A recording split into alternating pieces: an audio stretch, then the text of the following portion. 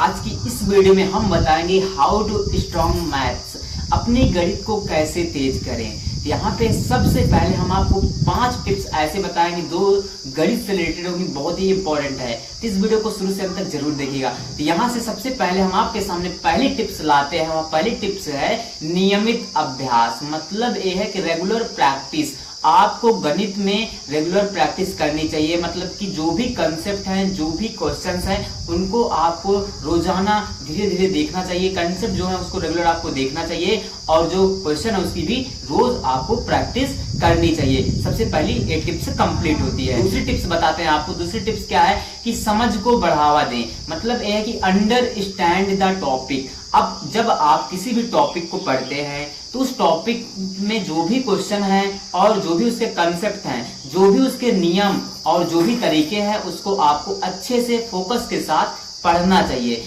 ठीक है, आपको उसको अच्छे से समझना चाहिए। आपको नियम और जो भी तरीके हैं उनको रटना नहीं चाहिए।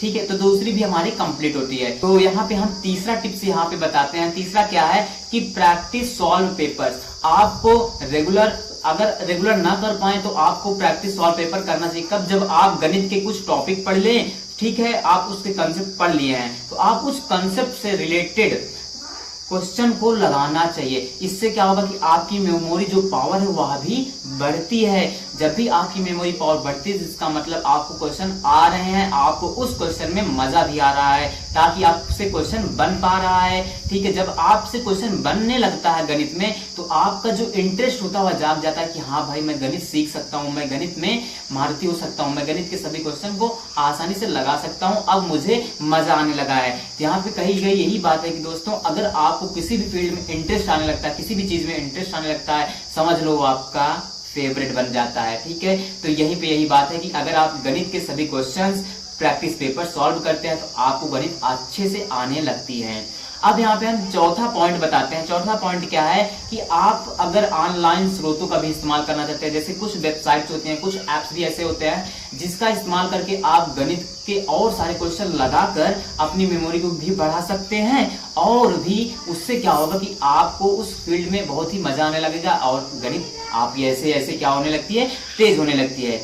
तो अब यहाँ पे हम पांचवा पॉइंट क्या बताते हैं। पांचवा पॉइंट क्या है कि गणित को लेकर अपने मन में धारणा ना बैठाएं कि मुझे गणित नहीं आती, ना मैं गणित सीख सकता हूँ। इसका मतलब है कि गणित को लेकर पॉजिटिव रहें। मतलब कि अपने अंदर आत्मविश्वास बनाए रखें कि मैं गणित सीख सकता हूँ, मैं गणित को सीखूंगा, मैं सीखूंगा। ऐसा कभी ना बोले। अक्सर हमने बच्चों को देखा है, सुना है कि वे कहते हैं कि मुझे गणित नहीं आती, मैं गणित कैसे सीखूंगा, मुझे मैथ्स नहीं आती, मैं कैसे सीखूंगा।